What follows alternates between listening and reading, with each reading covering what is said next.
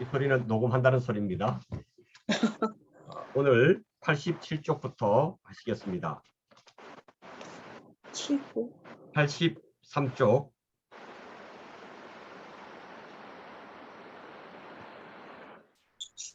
찾으셨나요? 네. 예. 여기 보면 신약 성경 목록 27권도 이야기로 확 꿰뚫을 수 있을까요? 하는 건데요. 자, 이 부분부터 우리가 읽어가도록 하겠습니다. 우리 이종순 장로님부터 읽으시겠습니다. 목록만 정리해도 신약이 몽글몽글 이해되시죠? 그런데 여전히 복잡하시죠?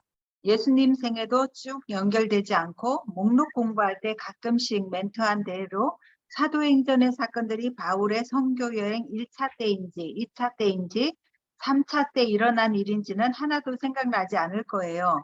27건 목록 설명은 다 각각 조각조각이었거든요. 이렇게 다 제각각인데 그것을 성경에서 한 개의 스토리로 확 정리할 수 있을까요? 네, 할 수 있답니다. 구약처럼 33개 요점으로 흘러가게 해봤습니다. 제목을 읽으면서 스케치 들어갑니다. 첫째, 사복음서에서 그 예수님의 행적에 대한 이야기를 요약해놨는데요. 장로님 계속 읽으시기 바랍니다. 첫째, 예수 탄생. 갈릴리 나사렛에 살고 있던 요셉과 마리아 사이에서 아기 예수가 태어난다. 유대 산지에 살고 있던 친족 사가랴와 엘리사벳 사이에도 이미 6개월 전에 세례 요한이 태어났다. 네, 여기서 확인할 것은 요셉과 마리아는 정혼한 사이였고 당시에 나사렛에 살고 있었습니다. 나사렛에서 살고 있다가 해산 때가 되었을 때에 헤롯이 호적을 명하게 되죠. 그 호적을 다시 정리하게 한 것은 당시에는 세금을 받을 때에 머리 숫자대로 이렇게 세금을 받았어요. 그래서 호적을 해야 인원 파악이 되어지고 정확하게 세금을 받을 수 있기 때문에 명령했던 것이죠. 그래서 요셉과 마리아가 다윗의 자손이기 때문에 그들의 우리로 말하면 본적이라고 할 수가 있죠.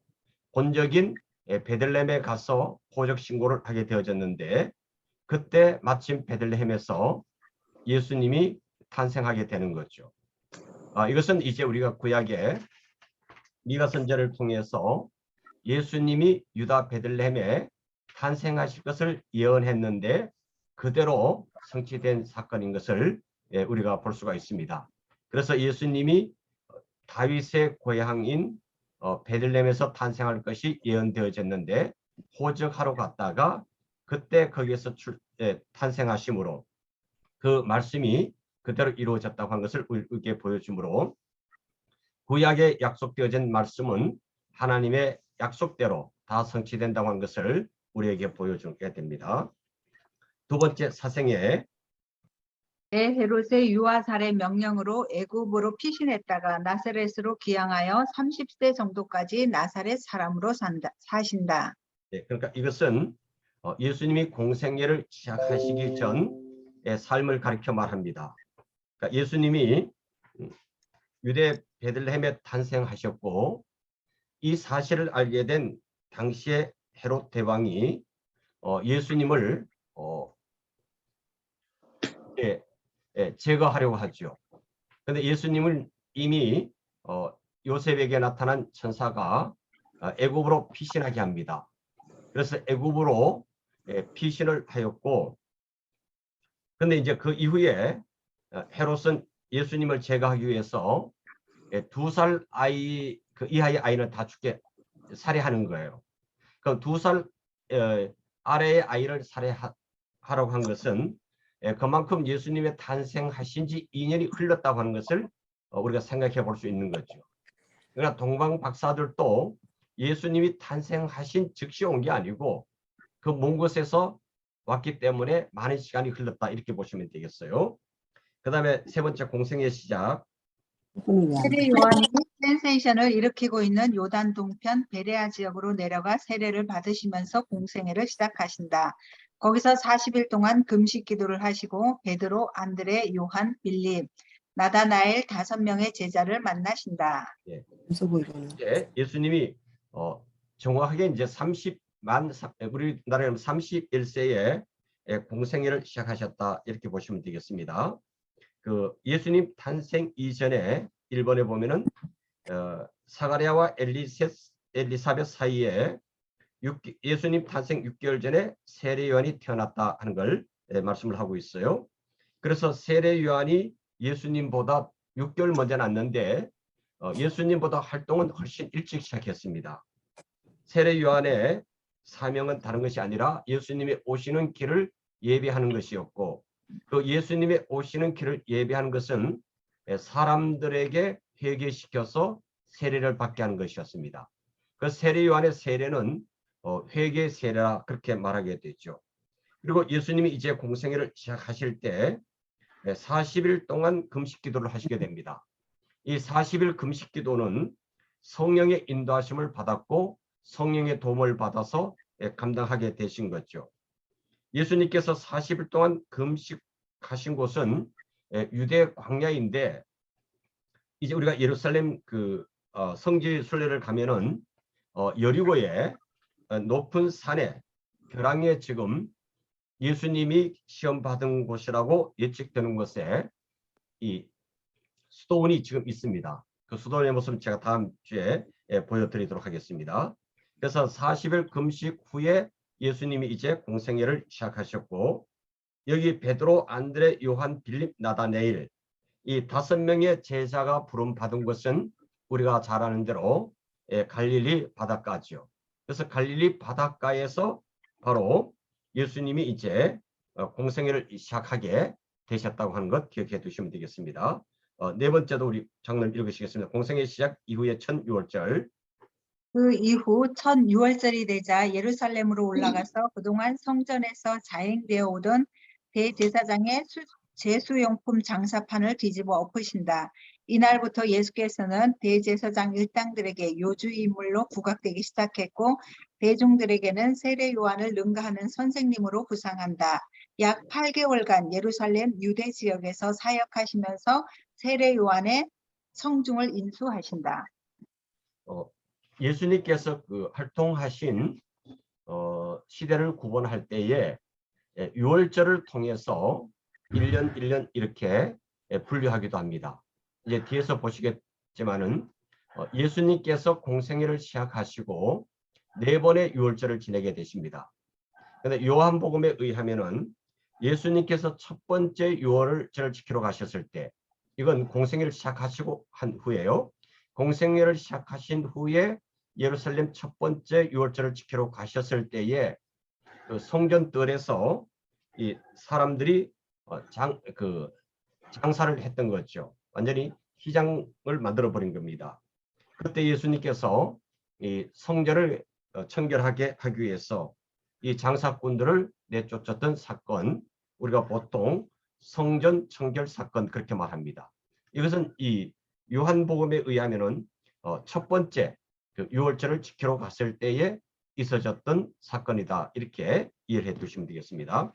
이제 5번부터 우리 김남순 권사님 읽으시겠습니다. 5번 공생의 첫 갈릴리 사역. 바리새파 사람들이 예수 운동의 역반응을 보이자 갈릴리로 이동하신다. 일단 고향 나사렛을 떠나 가버나움에 거처를 두고 활동하시며 베드로, 요한, 야고보 등 측근 제자들을 세워 나가신다. 네. 여기서 우리가 지도를 잠깐 하나 보시겠습니다. 제가 지도를 하나 켤 때 조금만 기다려 주세요.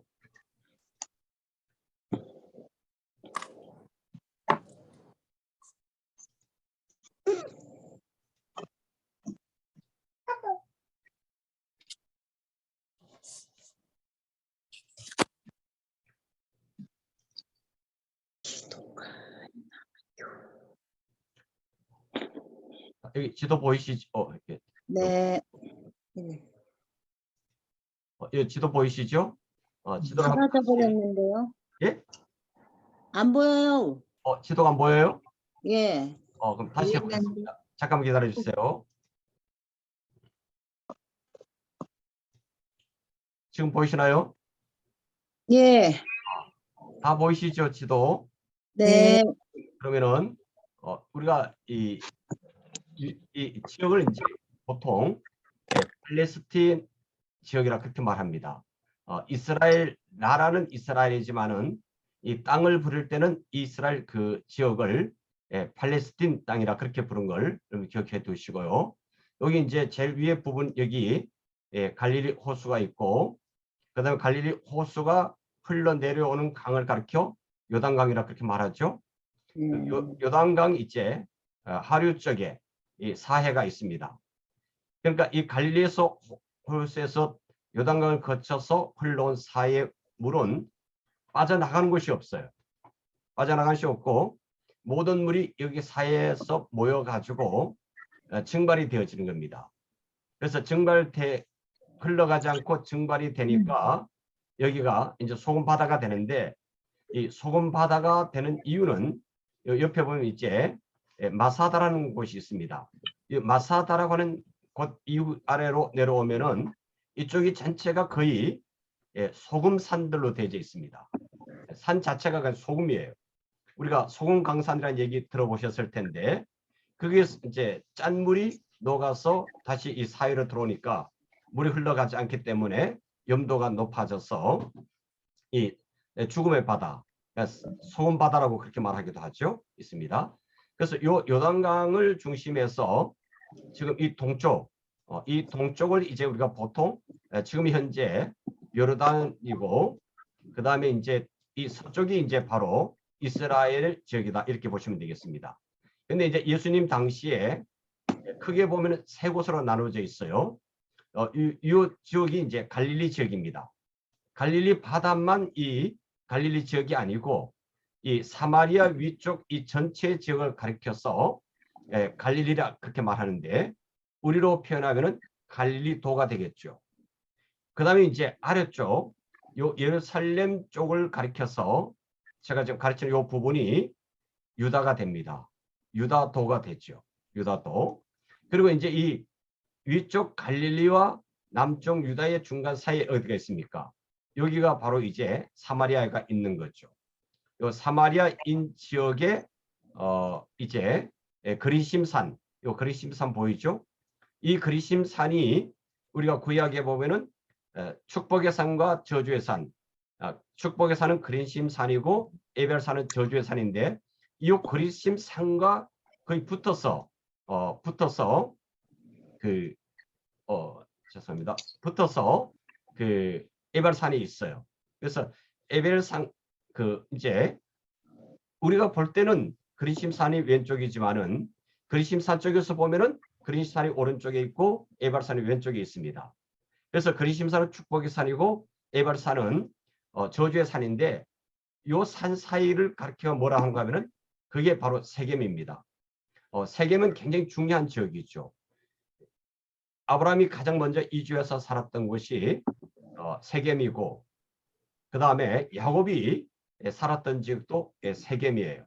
그 세겜이 이스라엘 역사에서는 굉장히 중요한 역할을 하는데 요 바로 사마리아인들이 이 그리심산 지역인 이 세겜을 죄송합니다. 이게 지금 에러가 났네요. 그리심산 쪽을 이렇게 확보해서 있었다. 그렇게 보시면 되겠습니다. 그렇게 기억해 두시고 넘어갈게요. 자, 그 다음에 6번째 공생의 두 번째 유월절 베데스다 연못 사건. 우리 두 번째 유월절이 찾아오자 예수께서 다시 갈릴리를 떠나 예루살렘으로 가신다. 거기서 베데스다 연못에 38년 된 중풍 병자를 고친 사건으로 안식일 논쟁이 시작된다. 바리새파 기득권 세력은 예수를 죽이려고 작정한다. 네, 이제 첫 번째 유월절을 지키러 가셨을 때는 예루살렘 성전을 청결하게 하셨고 두 번째 가셨을 때의 중요한 사건 중에 하나가 베데스다 연못 38년 된 병자를 취한 사건입니다. 이 사진을 나중에 보여드릴 텐데요. 이 베데스다 연못은 자연적 그 연못이 아니고 인공적 연못이라 이렇게 보시면 되겠습니다. 그래서 이 베데스다 연못을 이제 조성을 한 사람이 히스기야 왕으로 이렇게 알려지기도 합니다. 그 다음에 이제 우리가 이 베데스다 연못가에 그것이 왜 필요했는가 하면은 사람들이 이제 예루살렘 성전에 제물을 바치러 갈 때에 그 하나님께 드리는 짐승을 씻어야 되잖아요. 깨끗하게. 그래서 깨끗하게 씻었던 곳이 이 베데스다 연못인데 실제로는 물이 굉장히 더러운 거예요. 더러운데 근데 그 전설이 있는 거죠. 그 베데스다 연못에 이렇게 물이 동할 때가 있는데 물이 동할 때 가장 먼저 들어간 사람이 천사가 내려와서 깨끗하게 치료해 준다. 그런 전설이 있었던 거죠. 그런데 예수님 가셨을 때에 이 38년 된 병자는 스스로 물속에 들어가지를 못하는 거예요. 누구 도움 없이는. 그래서 예수님 갔을 때 물이 동할 때 자기를 먼저 넣을 줄 사람이 없었다. 그렇게 했을 때에 예수님께서 이 환자를 말씀으로 치유해 주시죠. 내 자리를 들고 일어나 걸어가라고 했을 때에 치유되어졌던 이 베데스다 연못의 사건을 여러분들이 기억해 두시면 되겠습니다. 그 다음 7번째, 다시 오랫동안 갈릴리 2차 사역 하심. 다시 갈릴리로 이동하셔서 12명의 제자를 확정하신 후 산상수훈을 베푸신다. 이들과 함께 본격적으로 활동하시겠다는 신호탄. 세 번째 유월절 지난 초막절 때까지 계속해서 갈릴리에서 수많은 사역을 하신다. 오병이어 표적이 일어난 세 번째 유월절에는 예루살렘에 가지 않고 갈릴리에서 일하시는데 이 즈음 세례 요한은 참수를 당한다. 유대 지도자들은 계속해서 예수님의 사역 현장에 나타나 감시하며 방해 공작을 한다. 세 번째 유월절 이후에는 제자들만 데리고 조용한 곳을 다니시며 특별 제자 훈련에 힘쓰신다. 은둔이다. 가이사라 빌립보에 갔을 때는 중요한 발표를 하신다. 예루살렘입니다. 그런데 거기서 십자가에 죽으실 것이고 사흘 만에 부활하실 것이라고 한다. 제가 앞부분에서 그 베데스다 연못을 얘기할 때에 히스기야 왕이 조성했다는데 그거는 제가 실로암하고 약간 착각을 한 겁니다. 그거는 이해를 하시기 바랍니다. 다시 오랫동안 갈릴리 2차 사역을 하셨다고 하는 것은 제일 중요한 것이 12제자를 선택하셔서 훈련시키셨다고 하는 것. 그리고 이제 가이사라 빌립보에 가서 예수님 제자들에게 중요한 질문을 하시죠. 사람들이 나를 누구라 하느냐 했을 때에 제자들의 대답은 선지자 중에 하나, 뭐 엘리사라든지 엘리야라든지 그렇게 대답을 하죠. 그럴 때 예수님께서 그럼 너희는 나를 누구라 하느냐 했을 때에 베드로가 고백하신 것 다 아시죠? 뭐라고 고백했습니까? 주는 그리스도시요 살아계신 하나님의 아들이라고 고백을 합니다. 예수님께서 너무나 그 순간에 있죠. 흥분하셨던 것 같아요.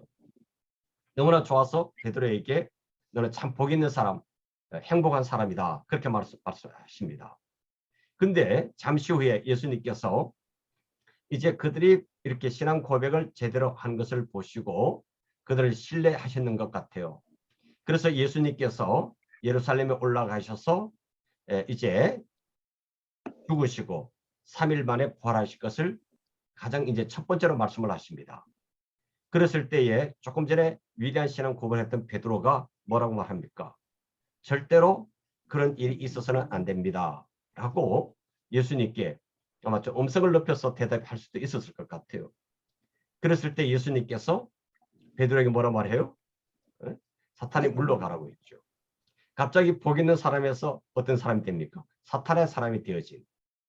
그러니까 베드로는 굉장히 즉흥적이고 자기 중심에 있는 대로 다 말하는 사람이었다. 이렇게 볼 수가 있겠죠. 그래서 예수님께서 여기서 중요한 사건을 이제 밝혔다고 하는 것 기억해 두시기 바랍니다. 그 다음에 18번째 드디어 예루살렘 행. 세 번째 유월절이 지난 초막절 드디어 오랜만에 예루살렘으로 향하신다. 예루살렘의 중심인 성전에서 대중들에게 설교하시고 수전절에도 다시 예루살렘 성전에 나타나신다. 예루살렘은 예수님으로 인해 긴장 일색이다. 네, 여기 이제 유월절이 지나고 초막절이 이제 이르게 된 거죠. 여기 이제 우리가 수전절이 나오죠. 수전절은 지난번에 말씀을 드린 거 여러분들 기억나십니까? 제일 먼저 우리가 이 시작하면서 신구약 중간기에 대해서 말씀을 드렸는데 마카비 혁명에 의해 가지고 이스라엘이 100년 동안 이렇게 독립을 하고 예루살렘 성전에서 예배 드리게 된 것을 기념해서 만든 절기가 수전절이었다. 한글로 다음에 기억하고 계실 줄로 압니다. 그 다음에 9번째, 수전절 이후 베레아로 가서 마지막 활동하심. 수전절 이후 다시 4번째 6월절이 올 때까지 요단 동편 세례 요한의 집회 장소 베레아 지역으로 가서 마지막 활동을 하신다.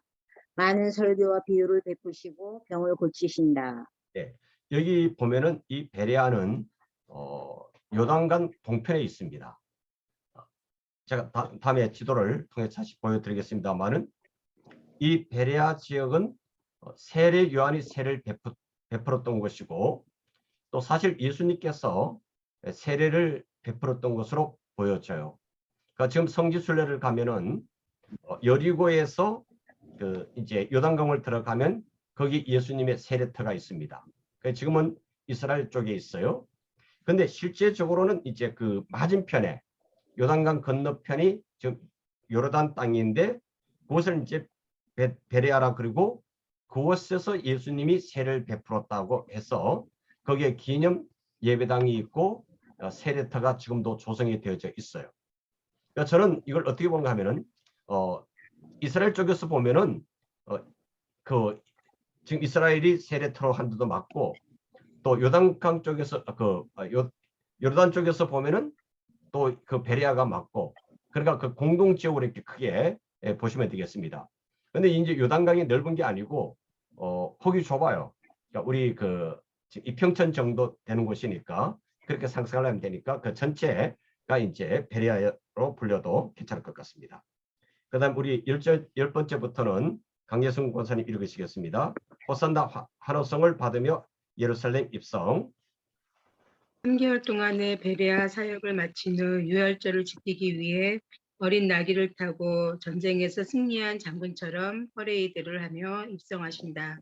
공생의 첫 유월절에 대제사장의 영업장 예루살렘 성전의 장사판을 기업하셨던 것처럼 또 성전을 청결케 하신다. 예루살렘 성전에서 여전히 재물 장사를 하던 사람들을 내쫓으신다. 이렇게 보면 이제 우리가 그 예루살렘을 성전을 청결한 것이 두 번이었다고 이렇게 볼 수가 있고요. 예수님께서 베레아에서 3개월 동안 머무시다가 이제 예루살렘에 입성하실 때에 어린 나귀를 타고 이제 벳바게에서 타죠. 이 벳바게는 지금 그 기념교회가 있습니다. 기억해 두시고 그것은 이제 어린 나귀를 스가랴의 예언처럼 어린 나귀를 타고 이제 예루살렘에 입성하실 때에 많은 사람들이 환영하죠. 종려나무 가지를 꺾어서 흔들면서 또 자기들의 옷을 벗어가지고 나귀가 지나가는데 깔기까지 그것은 예수님이 왕으로 오심을 그런 환영이라고 볼 수가 있는데 그런데 세상적인 왕이 입성할 때는 말을 타죠. 그런데 예수님은 나귀 새끼를 타고 이렇게 입성하셨다 하는 것을 기억하시고 그래서 예루살렘에 오셨을 때 두 번째로 이 성전 청결을 한 것으로 되어져 있습니다. 이 책에서는 그렇게 분류를 하고 있어요. 자, 여러 번째, 당시 바리새파, 사두개파, 유대 학자들을 신학적으로 패배시킨 후 하신 종말 예언. 3년 동안 뒤쫓아다니며 방해 공작을 했던 세력들과 마지막으로 또 공적으로 신학 논쟁을 하셨고 마침내 승리하신다. 이 화요일 저녁 예루살렘 성전을 떠나 강림산에 앉으신 예수님은 종말에 일어날 일을 강론하신다. 예, 여기 이제 바리새파, 사두개파, 유대 학자들과 이제 논쟁을 벌이죠. 그런데 그들이 이제 예수님께 대해 질문도 하고 예수님께서 대답도 하시고 그들이 예수님에 대해서 비판할 때에 예수님은 정확하게 그 비판에 대해서 대답을 하시죠. 그래서 예수님이 그들의 말을 못할 정도로 정확하게 대답했던 그런 사건들을 가르쳐 말합니다. 그리고 이제 그 감람산, 여기 감람산이 나옵니다만은 예루살렘 성전 맞은편이 이제 감람산이 된다고 하는 것 나중에 다시 제가 한번 사진을 통해서 보여드리도록 하겠습니다.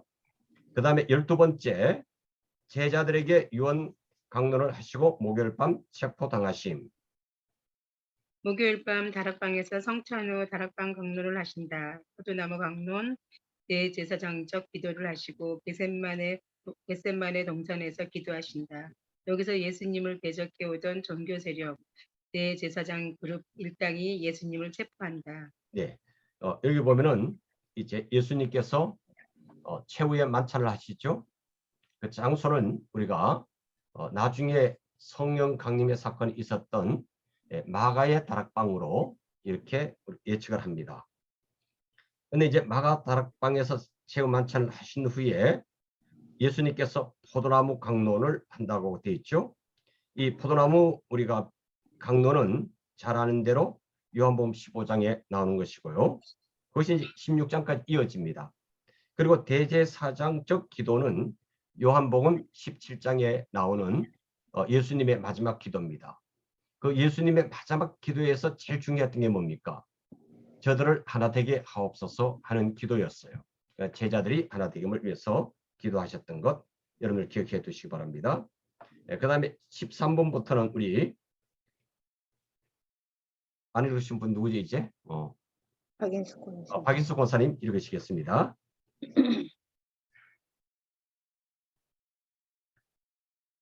저기 박인숙 권사님 소리가 안 나니까 오디오를 켜주세요. 오디오를 켜고 다시 읽어주세요. 예. 오디오 아직 안 켜졌어요? 예, 됐습니다. 읽어주세요. 대제사장 그룹 빌라도, 헤롯 이 세 그룹을 거쳐가며 신문을 당하나 결국 빌라도에 의해 사형 선고를 받으신다. 여기 보면은 우리가 알기로는 이제 대제사장은 한 명이죠. 그렇죠? 제사장은 많지만 근데 여기 대제사장은 전임자들을 다 대제사장으로 호칭을 하는 거예요. 그렇게 보시면 되겠습니다. 그리고 빌라도는 당시에 로마에서 파송되어진 총독, 정치적인 최고 지도자가 바로 권세를 가진 사람 빌라도였고 그 다음에 헤롯은 로마에 의해서 임명되어진 그러니까 허수아비와 같은 그런 왕이라고 보시면 되겠습니다. 이미 우리가 앞에서 살펴본 대로 헤롯은 유대인이 아니고 우리가 에돔 출신의 사람이었다고 하는 것 여러분들 기억해 두시면 되겠습니다. 이 대제사장 그룹과 빌라도, 헤롯 이 세 사람에 의해서 예수님이 신문을 받고 결국은 최고의 그 정치 지도자라고 할 수 있는 빌라도에 의해서 십자가 사형 선고를 받게 되어진다고 하는 것. 그래서 우리가 사도신경으로 신앙 고백할 때마다 누가 나옵니까? 본디오 빌라도에게. 그래서 이 본디오 빌라도는 굉장히 불행한 사람이 되어졌다 이렇게 보시면 되겠습니다. 그래서 이 엄밀히 따지면은 이 빌라도에 의해서 예수님의 십자가형이 선고되어졌지만 예수님을 십자가에 못 박은 사람은 누굽니까? 그것은 여기 대제사장이나 헤롯이 아니고 우리들이죠. 네. 우리의 죄가 예수님을 십자가에 못 박게 한 것이니까. 그래서 우리는 이 사건을 십자가의 사건을 볼 때마다 거기서 나를 빼버리면 안 됩니다. 이 사람들의 그 대적과 세력이 있었지만은 결과적으로는 그 원인은 제공자가 누구예요? 우리들이라고 하는 것이죠. 그래서 하나님께서 창세기 3장 15절에서 이미 아담과 하와가 타락했을 때에 메시아를 보내서 구원할 것을 예언했던 그 말씀이 이루어지게 됩니다. 그래서 이제 그걸 좀 더 구체적으로 말한 사람이 이사야 선지자죠. 우리가 잘 아는 고난의 종의 모습을 예언한 이사야 53장 잘 기억하실 줄 압니다. 그래서 우리의 죄가 예수님을 십자가에 못 박게 한 것 이걸 우리가 봐야 됩니다. 자, 14번 십자가 처형. 로마 정치범으로 십자가에 처형되신다. 제목은 유대인 왕이다. 예를 들어서 이제 예수님이 유대법에 의해서 사형을 당하신다면, 즉 달리 말하면은 율법에 의해서 사형을 당한다면은 어떻게 죽어야 됩니까? 돌로 쳐 죽이는 거예요. 그렇죠? 그러니까 이제 우리가 사도행전 7장에 보면은 사람들이 스데반을 돌로 쳐 죽이잖아요. 그들은 그 스데반이 율법을 어겼다고 하는 뜻에서 율법의 방법으로 스데반을 그렇게 돌로 쳐 죽인 겁니다. 근데 예수님께서 돌에 맞아 죽지 않고 십자가형을 받았다고 하는 것은 이것은 그 당시에 이 팔레스타인을 지배했던 로마에 의해서 정치범으로 사형을 당한 거예요. 그래서 예수님의 제목이 뭡니까? 그 예수님의 십자가 위의 명패는 유대인의 왕으로 되어져 있어요. 그걸 이제 라틴어, 로마의 언어와 그다음에 히브리어와 헬라어로 이렇게 되어져 있다는 걸 여러분 기억해 두시기 바랍니다. 그다음에 사흘 만에 부활하심. 그러나 사흘 만에 부활하신다. 제자들에게 부활하신 날 3번이나 나타나신다. 무덤에서 엠마오로 가는 제자들에게, 그리고 그날 밤 제자들이 모여있던 숙소에 나타나셔서 방향을 제시하신다. 유언 강론이 얘기했던 것을 다시 한번 확인 명령하신다. 명령을 기다려라. 성령을 기다려라. 증인이 되라. 제자들은 그들의 현 주소지 갈릴리로 떠난다. 부활하신 예수님과 제자들이 다시 물론 예루살렘에서도 만남을 가졌죠. 근데 다시 갈릴리로 가서 이제 예수님과 제자들이 만남을 가진 것은 여러 가지 의미가 있어요. 처음 만났던 장소에서 처음 만났을 때의 어떤 추억도 있을 것이고, 그리고 예수님께서는 갈릴리에서 그들을 교육했던 것을 다시 기억나게 하시기 위해서 그렇게 하셨다고도 우리가 볼 수가 있습니다. 그래서 예수님께서 공생의 기간 동안 가장 사역을 오랫동안 한 곳이 바로 갈릴리였습니다. 근데 우리가 이제 갈릴리 하면은 지금으로는 이렇게 이방인들이 사는 지역도 있고, 그러니까 아랍인들이 사는 지역도 있고, 그다음 유대인들이 사는 지역도 있는데, 대체적으로는 지금은 유대인들이 이 지역을 다 살고 있는 것 같아요. 그래서 그 갈릴리 지역에서 이스라엘 사람들이 많이 하는 것 중에 하나가 이제 농사죠. 채소를 많이 재배하고 있고, 그 다음에 거기에 이제 축사를 하는데 젖소를 합니다. 제가 거기를 한번 들여다봤는데 엄청 크고 깨끗해요. 근데 방법은 우리나라하고 별 차이가 없는 것 같더라고요. 우리 권사님네 하는 이 목장들하고 이렇게 시스템 비슷한 것 같았어요. 근데 굉장히 깨끗하게, 왜 깨끗하게 할 수밖에 없는가 하면은 그 갈릴리 호수가 이스라엘 최고의 이제 상수원이 되거든요. 그래서 그것은 오염 절대로 시키지 못하는 그런 걸 볼 수가 있었습니다. 그리고 저는 이제 가보지 못했는데 그 갈릴리 이제 호수와 연관되어져서 다른 지역에 이제 분지가 하나 있어요. 성지 순례의 그 프로그램을 보니까 거기는 습지인데 철새 도래지인데 엄청납니다. 제가 놀란 것은 뭘 보고 놀라냐면은 이제 그 러시아 쪽에 이 두루미들이 이제 아프리카나 유럽 쪽으로 날아갈 때에 그 중간에 쉬는 지역이 철원처럼 그 이스라엘 그 갈릴리 해변 쪽이더라고요. 그쪽 지역인데 좀 갈릴리 호수와는 좀 떨어져 있는 것 같아요. 근데 몇 마리가 거기에 오는가 하면은 제두로미가 5만 마리. 그렇게 완전히 그래서 거기가 이제 관광지로 돼 있어서 거기는 이 공기를 일으킬 수 없으니까 전기차를 타고 다니고 그런 장면을 보고서 제가 깜짝 놀랐어요. 우리는 몇천 마리만 봐도 많이 왔다는데 두루미가 5만 마리가 있죠. 그렇게 지나가는 그런 지역이더라고요. 그건 참고로 알아두시고, 그 다음에 16번 16번 맞나요? 예. 16번 제자들이 갈릴리로 내려갔다가 다시 예루살렘으로 올라옴. 갈릴리 호수에 예수님이 다시 나타나신다. 시리에 처했던 제자들의 방향을 다시 잡는다. 예루살렘 행이다. 갈릴리로 물러났던 제자들은 일단 구르베를 형성해서 다시 예루살렘으로 올라간다. 그들이 꿈꾸며 바랐던 이스라엘의 회복을 이루기 위해서이다. 네, 이제 예수님과 제자들이 갈릴리에서 만남을 갖고 이제 다시 예루살렘으로 올라가는 거죠.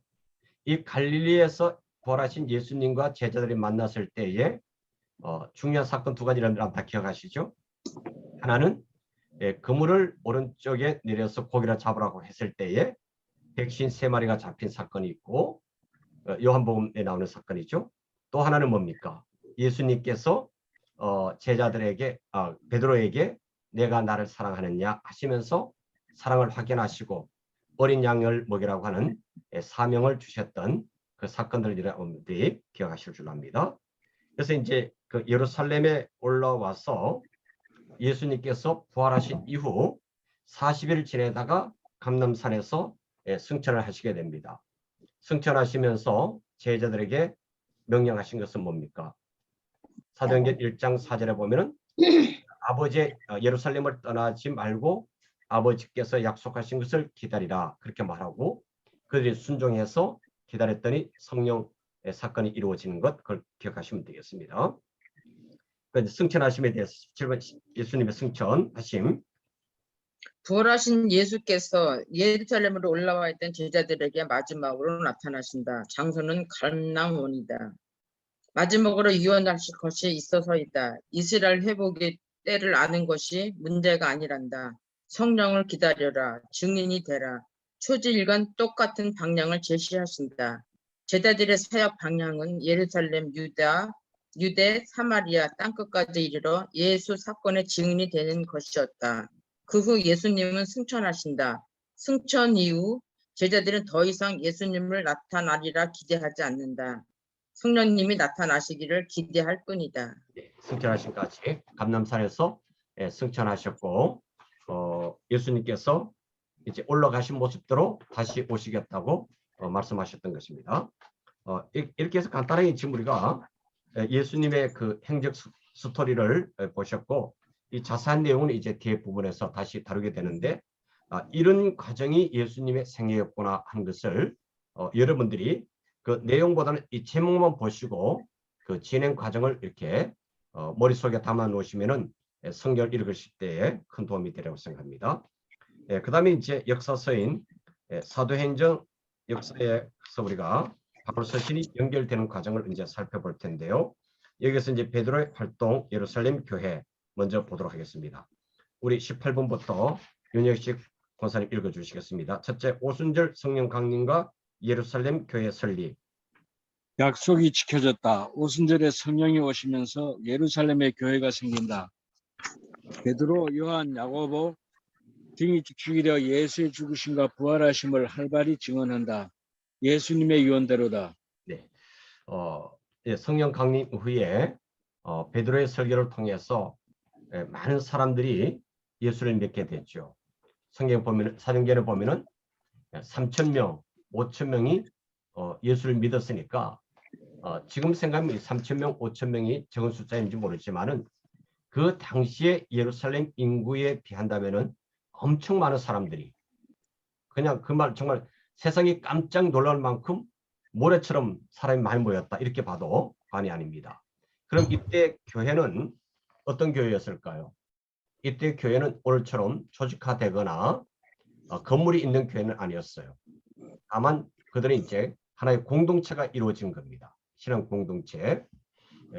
이제 우리가 이 기독교 역사를 보면은 오늘날 같이 예배당이 갖추어진 것은 아주 오랜 시기 이후에요. 오랜 시기 이후에 세워지게 됩니다. 이제 소아시아 교회, 우리 성경에 보면 이제 7교회가 나오잖아요. 에베소 교회라든지 뭐 버가모 교회라든지 이런 교회들이 나오는데 그런 교회들이 건물을 갖췄는데 그 건물이 지금 무너진 유적으로 남아 있는 것은 그 교회가 세워진 것이 한 600년경, 그러니까 5세기에서 6세기 사이에 지어졌다고 그렇게 이야기합니다. 그러니까 그 전에는 오늘같이 이렇게 공동 건물이 이렇게는 개념이 치중되어 있지 않고 그래서 이 교회가 이렇게 완벽한 엄청난 건물을 지으면서부터 오히려 신앙이 타락된 것이 아닌가 그렇게 보는 사람도 없잖아 있어요. 그래서 오늘 터키를 가보면은 무너진 교회밖에 없습니다. 정상적으로 세워져 있는 교회가 거의 없어요. 이제 여러분들 기억하시면 되겠습니다. 자, 그 다음 19번째 예루살렘 교회 핍박 스데반이 순교하고 헬라파 그리스도인들이 흩어짐. 그런데 예수님을 대적했던 세력들이 가만히 있을 리가 없다. 사도들을 핍박한다. 더군다나 이버디노 회당에서 스데반을 고소하는 사건이 생기고 결국은 그를 돌로 쳐 죽인다. 스데반의 순교로 헬라파 그리스도인들이 흩어지더니 사마리아 교회가 생기게 되었고 최초의 이방인 교회인 안디옥 교회로 설립된다. 네. 예루살렘 교회가 세워졌는데 그 당시 예루살렘에는 두 부류의 사람이 있는 거예요. 하나는 계속해서 유대 땅에 살았던 유대인이 있는 것이고, 이제 우리가 앞에서 이미 구약에 살펴본 대로 아수르에서 멸망하거나 혹은 바빌론 포로로 잡혀갔다가 쓸 때 이런 사건들, 또 헬라가 지배함으로 유대인들이 다 세계로 흩어집니다. 그래서 그 흩어져 살았던 사람들을 가리켜 디아스포라라 그렇게 말하죠. 그래서 디아스포라 중에 이제 예루살렘으로 돌아온 사람들이 있는 거예요. 이것은 마치 그 바벨론에서 이제 고레스 왕에 의해서 해방이 선포되어졌을 때에 예루살렘에 돌아온 사람들처럼 그렇게 돌아온 사람들이 있습니다. 근데 이제 여기 보면은 보통 이 유대인, 그러니까 유대 땅에 살아있던 사람들 중에 예수 믿는 사람이 있고, 그다음 흩어졌던 사람들 중에 돌아온 사람이 있는 거예요. 근데 돌아온 사람들이 우리가 보통 헬라파라고 하는데, 헬라파로 했을 때에 헬라인 그리스에서 그리스에 온 사람만 말한 게 아니고 그 유대 땅을 제외한 나머지 모든 땅을 통칭할 때에 헬라라고 통칭하면 됩니다. 이방. 거기서 돌아온 사람들로 보시면 돼요. 그래서 이제 결국 이 두 가지의 사람들이 예수를 믿고 공동체를 이루었는데 이들 사이에 갈등이 일어났죠. 그래서 헬라파 그 유대인들과 그다음에 예루살렘에 있던 유대인들과 교회 안에서 다툼이 일어났죠. 그래서 이제 교회가 과부들을 돌보고 구제하는 일을 했는데, 이 돌보는 일에 있어서 헬라파, 그러니까 흩어졌다 돌아온 사람들이 자기네 과부들이 좀 소홀히 당한 것 같으니까 섭섭함을 표현하게 되어집니다. 그래서 그 문제를 해결하기 위해서 한 게 뭐죠? 그래서 사도들은 우리는 이런 일에 휘말리지 말고 우리는 본질적인 기도하고 말씀 전한 일에 우리가 전념하기 위해서 교회 일꾼을 세우잖아요. 그렇게 세워진 일꾼이 7 집사라고 하는 것 우리가 잘 아셔야 되겠고, 그 7 집사들이 이렇게 교회에 봉사하는 일, 디아코니아가 그들의 사명인데, 그들 중에도 어떻습니까? 너무 성령 충만하고 은혜 받은 사람이 있었는데, 그 중에 대표적인 사람이 스데반입니다. 그 스데반이 정말 은혜를 받고 말씀을 증거할 때에 큰 은혜가 있었던 것 같아요. 그런데 문제는 베드로가 말씀을 증거할 때는 사람들이 빨리 회개하고 예수를 믿었는데, 스데반이 설교할 때는 예수님의 제자가 아니었잖아요. 근데 그 스데반이 설교를 하니까, 아니 저 사람 같은 게 우리를 무시하고 우리의 잘못을 비난하는구나 해서 이 바로 스데반을 고소도 하고 결국은 그들이 돌로 쳐 죽여서 스데반이 처음 순교자가 되어집니다. 이 스데반의 순교를 통해 가지고 이스라엘 이제 예루살렘 교회가 흩어지기 시작하는 거죠. 그러니까 예수 믿는 것에 대해서 핍박을 받으니까 흩어져야 되는데, 유대인 그 기독교인들은 어떻습니까? 삶의 근거지가 있으니까 쉽게 거기를 떠날 수가 없는 거예요. 그런데 헬라파 유대인들은 어때요? 이미 이방에서 살았던 그 경험이 있으니까 그들이 흩어져 갔다고 하는 겁니다. 그들이 흩어져 간 대표적인 곳이 이제 사마리아고, 그 다음에 여기 보면은 안디옥이 나옵니다. 이 수리아 안디옥이 나와요. 이 성경에 보면 안디옥이 2곳이 나오는데, 수리아 안디옥은 지금 그 시리아 지역에 있는 거고, 비시디아 그 안디옥은 터키에 있는 겁니다. 근데 물론 지금 이 안디옥 교회가 있는 것도 지금은 이렇게 터키의 지배를 받고 있는 것 같아요. 그렇게 보시면 됩니다. 이들이 흩어져 가서 세운 그 가장 중요한 교회가 안디옥 교회입니다.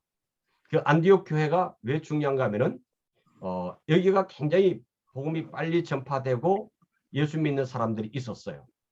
그래서 그 소식을 듣고 베드로도 거기에 와서 복음을 증거하고, 그곳에 있어서 이 토굴에서 베드로가 기도하고 예배 드렸던 장소가 지금도 남아 있습니다. 그런데 이제 또 여기가 중요한 것은 바울과 바나바가 선교사로 첫 번째 이제 파송을 받았던 선교 지향적 교회가 이 안디옥 교회입니다. 그래서 예루살렘 교회는 초기에 부흥했지만은 이 선교를 꿈꾸지 못했어요. 이렇게 이루어진 지가 얼마 되지 않았기 때문에. 근데 오히려 그들 하나님께서 흩어짐으로 이렇게 곳곳에 교회가 세워져서 세계 선교가 이루어지게 되는데, 거기서 가장 중요한 역할을 했던 교회가 바로 안디옥 교회였다는 걸 여러분들 기억해 두시면 되겠습니다. 그 다음에 이제 바울이 등장하죠. 바울이 등장해서, 바울은 그 예루살렘에서 복음을 전한 것이 아니라 이제 앞에서 말씀드린 대로 안디옥에서부터 파송을 받아가지고 이방 지역에 복음을 전했다는 사건들을 이제 살펴보도록 하겠습니다. 우리 20번부터는 우리 안배경 권사님 읽으시겠습니다. 첫째, 혜성처럼 나타난 바울의 핵심. 스데반의 순교 현장에 있던 바울이 예수 믿는 사람들을 핍박하다가 예수님을 만나 이방인의 사도로 살아갈 것을 결심한다. 아라비아에서 3년, 다스에서 10년 정도 머물며 전도하다가 안디옥 교회에 파송되었던 바나바의 초청을 받아 안디옥 교회로 간다. 자, 우리가 여기서 이제 혜성처럼 나타난 바울. 이건 기독교 역사에서 가장 중요한 사건 중에 하나죠. 근데 이미 여러분들이 여러 차례 말씀드렸습니다만은 사도행전 7장과 8장에서 스데반이 순교할 때에 그것을 뒤에서 지켜본 사람이 누굽니까? 청년 사울이었죠. 그래서 사람들이 사울을 스데반을 돌로 쳐 죽인 것을 옳게 여겼고, 그런데 많은 성서학자들은 그가 조정해서 그렇게 되었다고까지 이야기를 합니다. 그러니까 그 이후에 베드로가 핍박하는 데 가장 앞장서서 다메섹까지 가서 기독교인들을 잡아 오려고 했던 걸 보면은 그렇게 짐작할 수가 있는 거죠. 그래서 스데반이 복음을 전파해서 구원받은 사람이 있다는 얘기는 안 해요.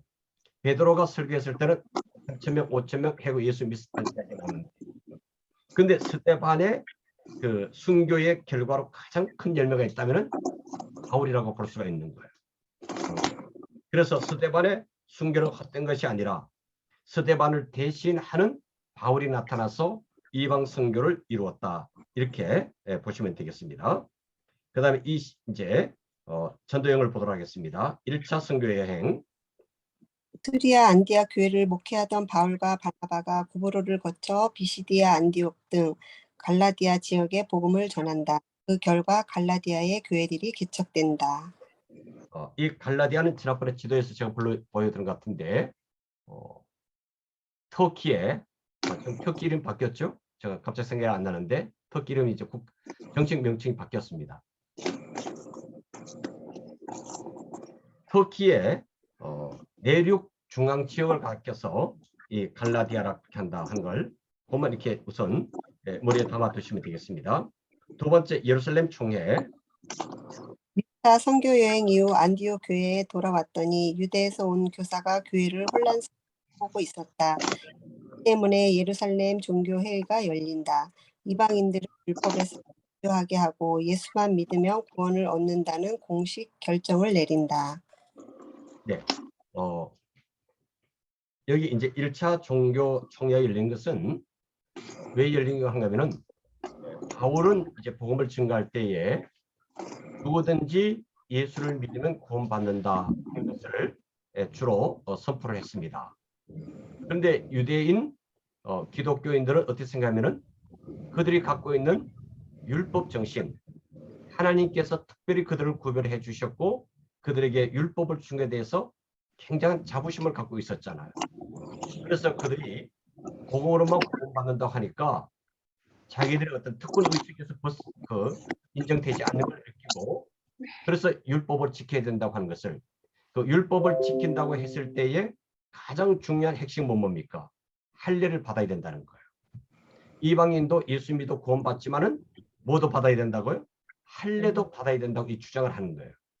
그러니까 이 문제 때문에 첫 번째 종교 회의가 이루어졌는데, 바울의 복음의 증거대로 예수를 믿음으로 구원받는다는 것이 결정되어진 중요한 사건입니다. 그 다음에 이제 다른 한 두 가지 사건 결정 상호인데 그럼 다음에 우리 공부하도록 하겠습니다.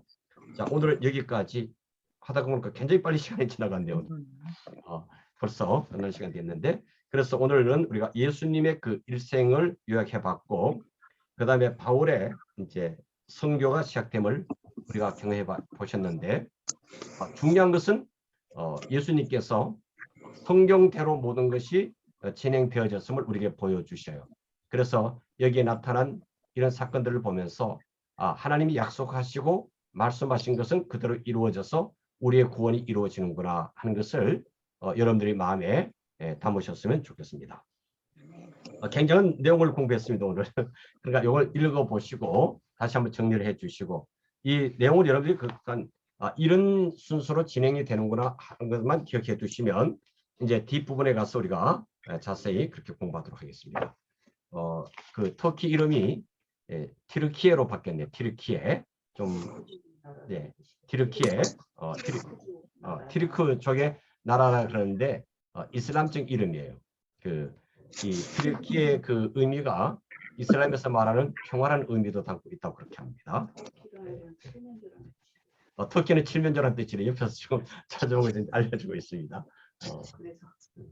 자, 혹시 뭐 질문 있으실까요? 오늘 너무 많은 내용을 얘기했는데 다 아는 얘기죠. 그 대신 다행히. 특별한 뭐 질문 없으실까요? 지난번에 누가 기도하셨나요? 김남 권사님, 윤 권사님 기도 안 하셨죠? 오늘 윤 권사님 기도해 주시고 마치겠습니다. 네. 하나님 아버지 감사합니다. 저희들 모여서 성경의 틀을 짜고 또 그 과정들을 심오한 뜻을 이해할 수 있게 해주심을 감사합니다. 저희들은 얼마 전까지도 감으로서 고민하고 또 지금은 폭우 속에서 장마를 걱정하고 있습니다. 이러한 저희들의 연약하고 유한한 존재임을 깨달을 수 있게 하여 주시옵소서. 저희의 연약함을 주님께서는 아십니다. 그 가운데서 저희들 더욱더 강하게 하여 주시옵고 저희들을 또한 이끌어 주시는 목양하시는 목사님께 늘 강건함 함께 하여 주시옵고 더욱더 심한 하나님의 말씀을 쫓아갈 수 있는 저희들 될 수 있게 하여 주시옵소서.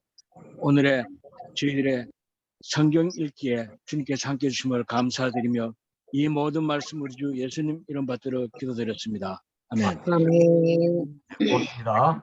감사합니다. 수고하셨습니다. 네, 고맙습니다. 저희 농장에 빗소리가 너무 나서 오늘 죄송합니다.